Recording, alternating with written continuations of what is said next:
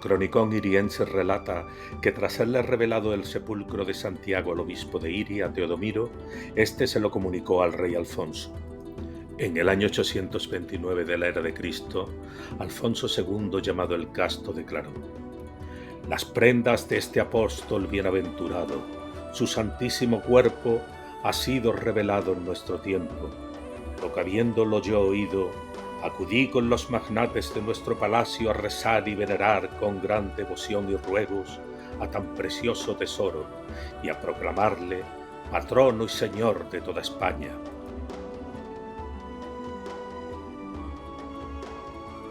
Desde el mismo siglo IX, tras la llegada al lugar de Teodomiro y de Alfonso II y sus acompañantes, habían comenzado a llegar peregrinos, inicialmente hispanos, pero pronto francos, germanos y de regiones más distantes.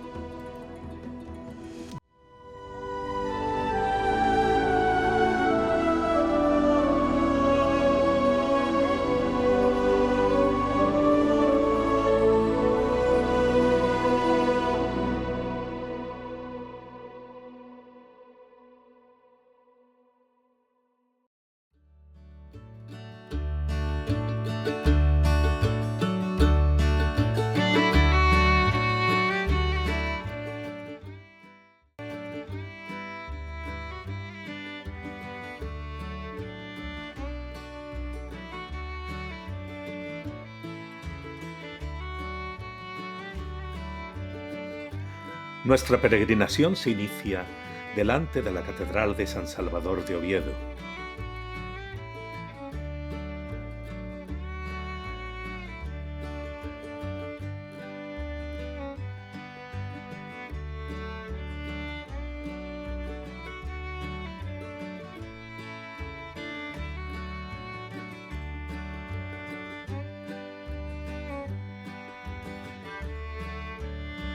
Aunque es un día luminoso, las montañas vecinas amanecen envueltas en un manto de nubes.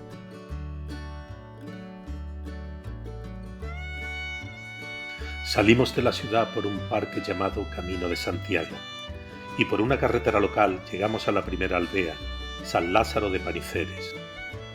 El día transcurre en su mayor parte por sendas y caminos rurales, con muchos desniveles, cruzando bosques, praderías y pequeñas aldeas en un ambiente casi mágico.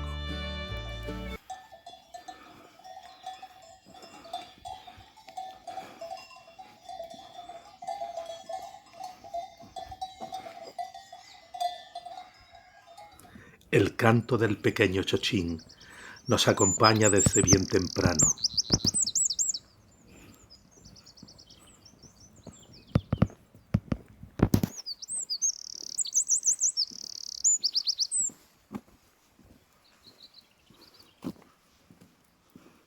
Una panera de 6 pilares nos recibe en San Lázaro. Las paneras son los equivalentes a los hórreos gallegos, lugares para almacenar el grano a salvo de la humedad y los roedores.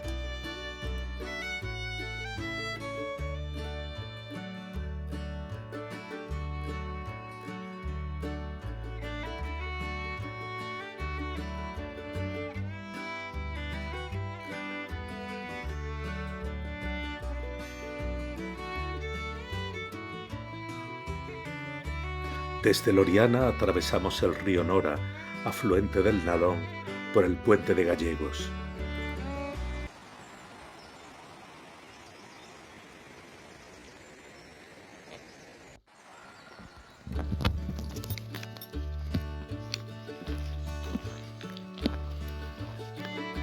Cuando cruzamos la población de Gallegos, llegamos a un camino que nos introduce en un precioso bosque de castaños y de robles. Pronto empieza un ascenso que después de girar el camino a la izquierda se convierte en un duro repecho hasta desembocar en Escamplero.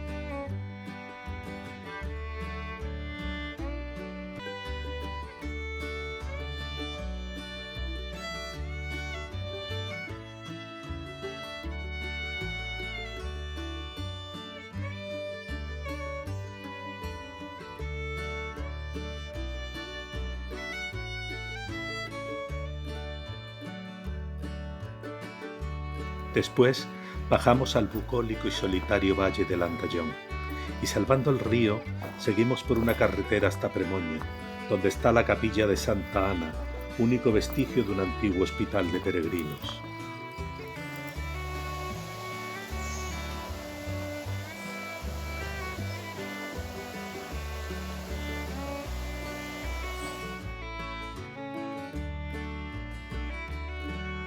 Caminamos por un hayedo con sus características ramas horizontales.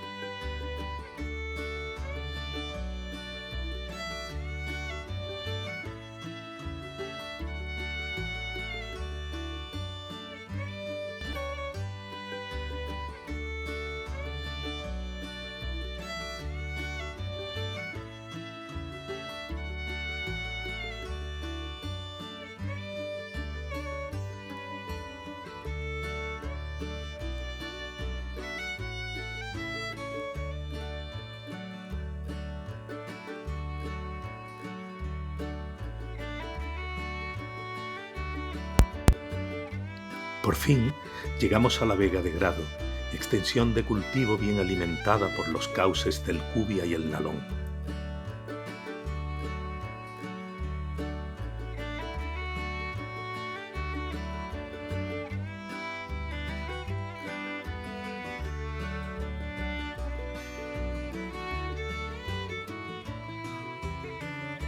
Y finalmente entramos en Grado por el barrio de San Pelayo. Caminamos por la calle Ferrocarril y luego a la derecha por la calle del Puente. Salvamos el río Cubia y proseguimos por la avenida principal. Junto al Parque de San Antonio nos adentramos en el centro de la población hasta el ayuntamiento, un edificio blanco y celeste de 1848. Así que buscamos desesperadamente un tercio o varios tercios de cerveza y unas buenas faves.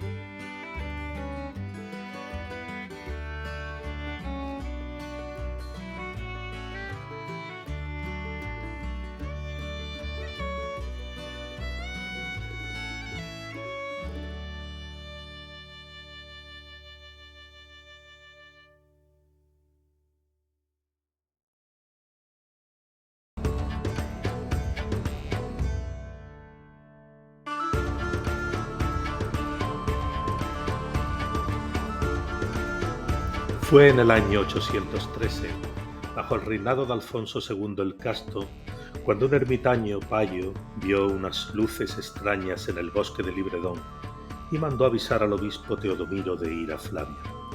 Cuando acudieron al lugar se encontraron con un sepulcro que identificaron como el del apóstol Santiago.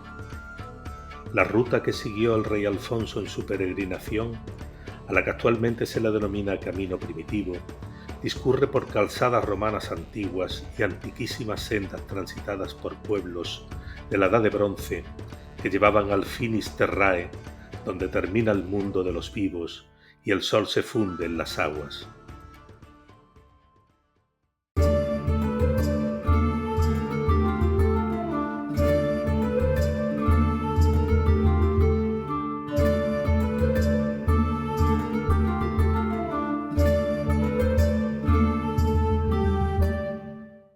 Hoy comenzamos con lluvia desde la salida de Grado. No nos ha cogido de sorpresa porque había predicciones muy certeras al respecto. A poco de salir ya en camino tenemos que ponernos los trajes de agua.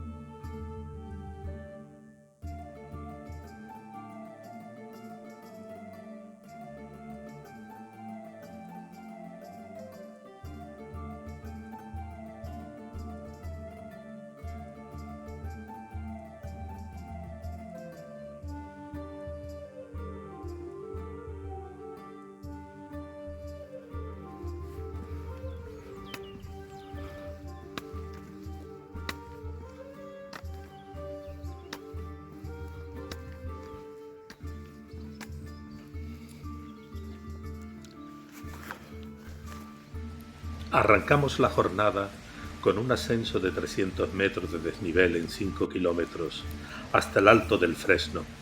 En la colina vemos la ermita de Nuestra Señora del Fresno.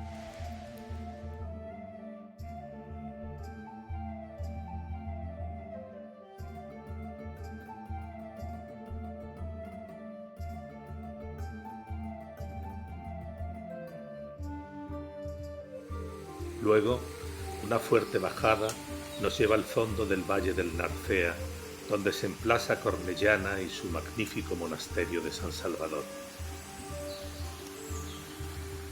Cruzamos el río Narcea por el puente de la carretera para entrar en Cornellana. Al cruzar el río hay un desvío a la izquierda que va directo al monasterio de San Salvador.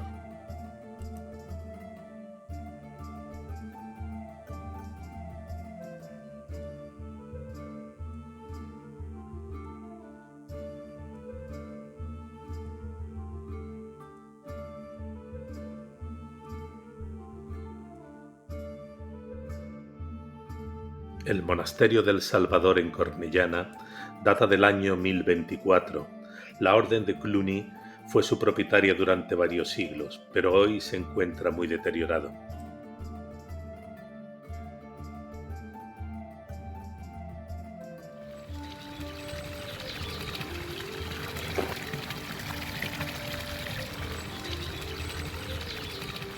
Al salir de Cornellana encontramos esta bendita fuente de agua cristalina y fría.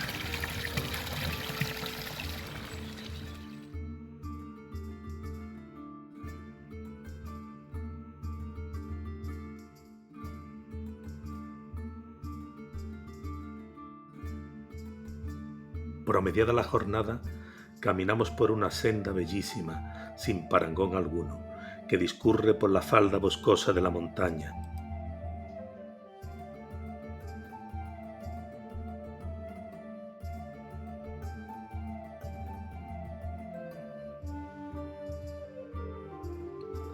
Transitamos por corredoiras que ponen en comunicación unas aldeas o pequeños caseríos con otros. Las corredoiras, el nombre es gallego, son caminos estrechos y profundos que discurren entre muros u otras elevaciones de terreno y atraviesan sotos, robledales y hayedos como en este caso.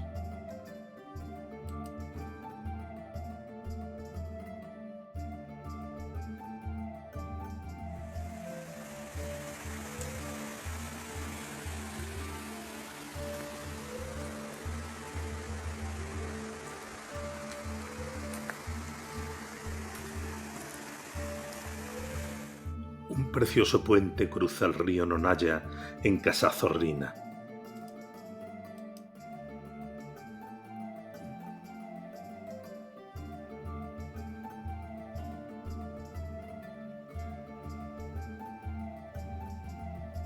Finalmente, tras algo más de 22 kilómetros, llegamos a la villa de Salas.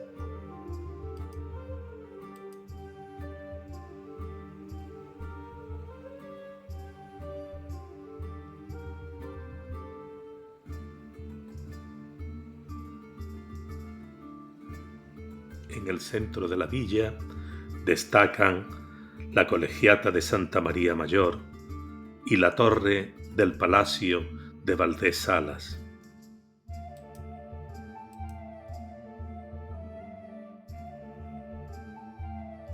Hora de reponer fuerzas y de descansar.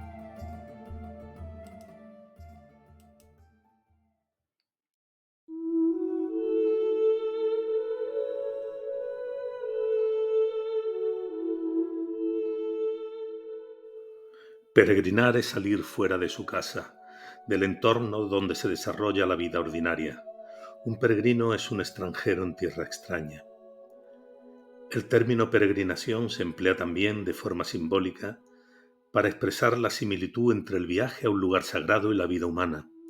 El esfuerzo físico del camino para alcanzar la meta es interpretado como metáfora del viaje espiritual del ser humano, lleno de sacrificios, de renuncias y de penalidades. El fin es alcanzar el más alto grado de conocimiento, la renovación espiritual, la gloria, el paraíso o la salvación eterna, dependiendo de la creencia de la que se trate. Este concepto alegórico de la peregrinación y del camino está presente en la mayoría de las creencias.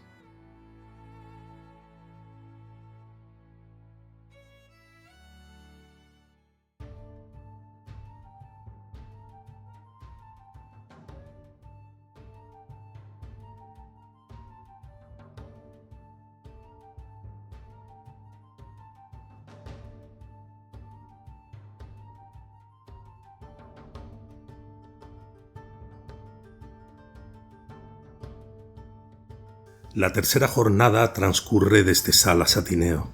La lluvia del día anterior ha desaparecido. Muy de mañana, cuando salimos de Salas, hay una temperatura fresca y estimulante.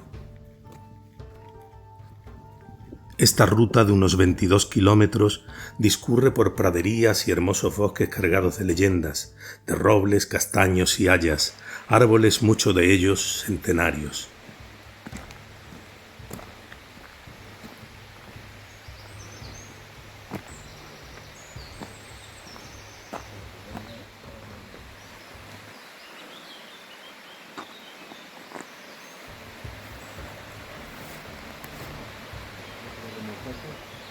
¿Eh? No me entero.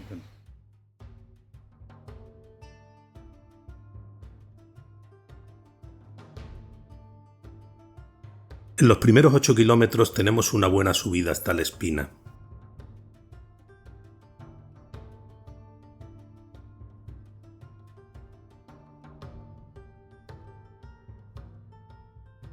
Al principio se pasan pequeñas aldeas que salpican los prados hasta el Pedregal. A la salida de esta aldea subimos a media ladera a través de un espeso bosque.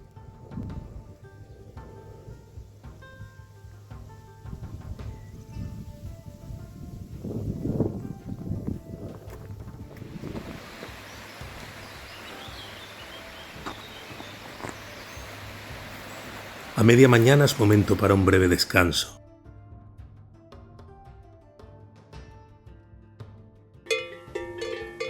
Continuamos por prados en los que se oye el continuo sonido de las esquilas y se puede ver al ganado pastando mansamente. Aún queda bosque hasta Santa Eulalia, ya muy cerca de Tineo.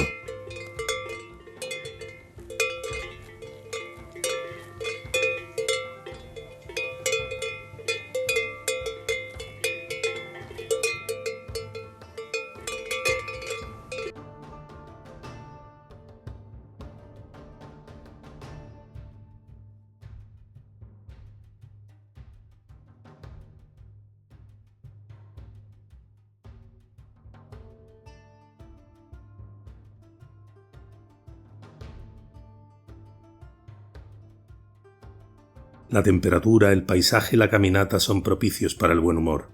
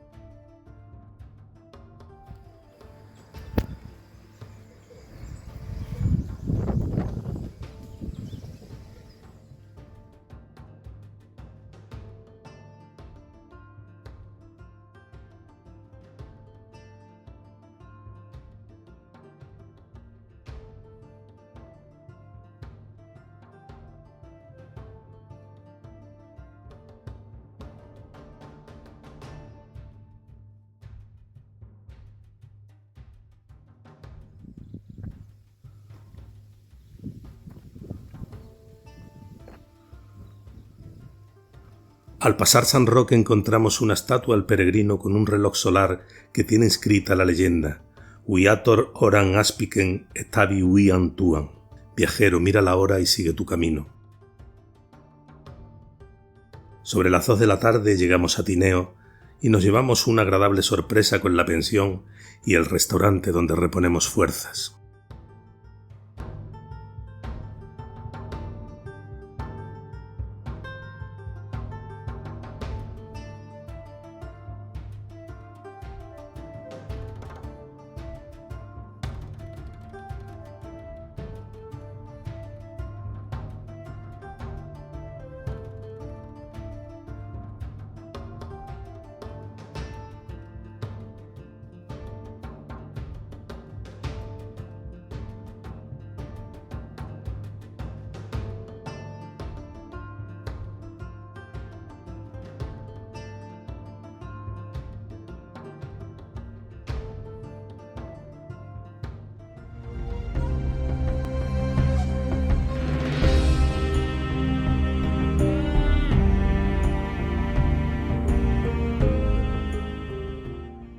La peregrinación jacobea es la cristianización de una tradición que bien pudiera remontarse al Neolítico o al menos a la Edad de Bronce. El camino hacia Compostela y el Finisterre es muy anterior a las peregrinaciones jacobeas. Se pierde en la noche de los tiempos. Posiblemente fue un camino de iniciación de un pueblo constructor de dólmenes, una cultura misteriosa que se distribuye por la costa en lugares donde se encuentran monumentos megalíticos, al que luego siguieron los celtas cuando, procedentes de Britania, se asentaron en algunas zonas de Asturias y Galicia entre los siglos VIII y VI a.C. Los dólmenes o arcas de piedra eran, según el pensamiento mítico, puertas de acceso al otro mundo. La condición de puertas al más allá de estas piedras las vincula directamente con la Vía Láctea, que tiene el significado esotérico de vehículo de almas. Finisterre sería el extremo del arco de Iris, de Lugh, un dios precéltico del misterioso pueblo ligur, si es que tal pueblo existió como tal, un dios solar sin imagen que, según los eruditos, procede de una raíz indoeuropea que significa el que brilla. En el mundo celta, que adopta a este dios, sus animales totémicos son el cuervo y el lobo. Y ese arco de Iris, ese final del arco de Lugh, no sería otra cosa que la Vía Láctea.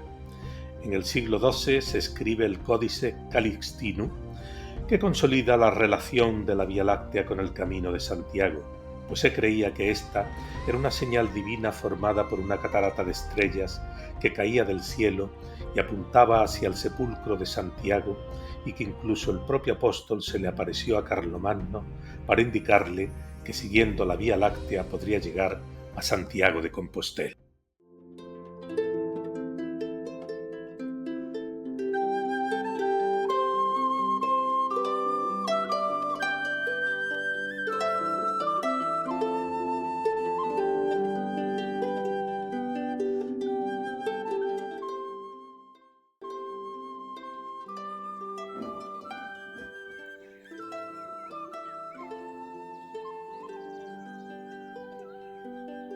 Muy de mañana salimos de Tineo por un duro repecho.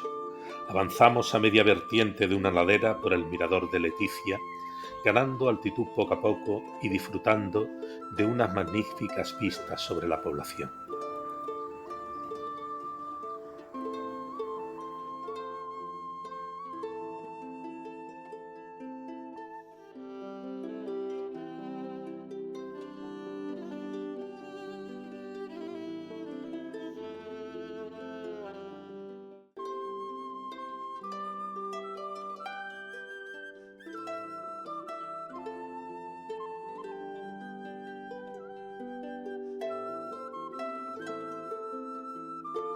A unos 7 kilómetros tenemos el alto de Piedratecha, 800 metros de altitud. Se sigue luego una pista boscosa que desciende a la vaguada del río Deina. Seguimos el camino sin desviarnos al monasterio de Santa María de Ogona. Otra vez será, esta vez no pudo ser.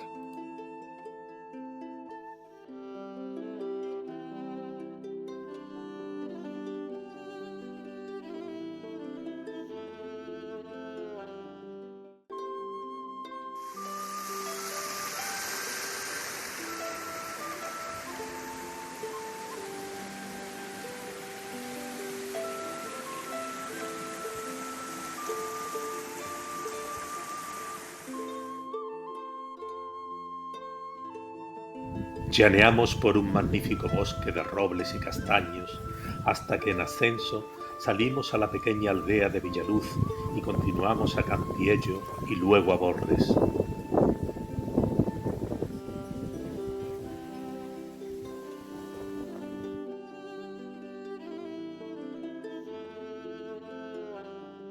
Una pista forestal recorre la linde de un pinar y llega junto al desvío que se dirige al puerto del Palo por la ruta primitiva de Hospitales, que no es la que nosotros seguimos.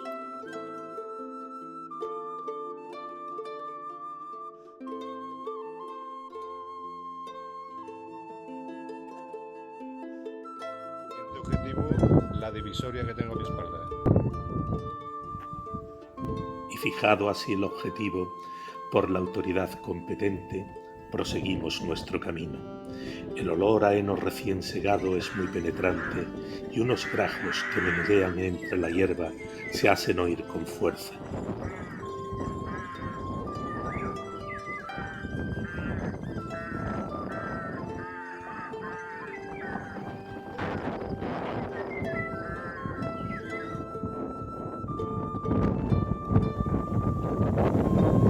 El viento agita con fuerza las ramas de estos abedules.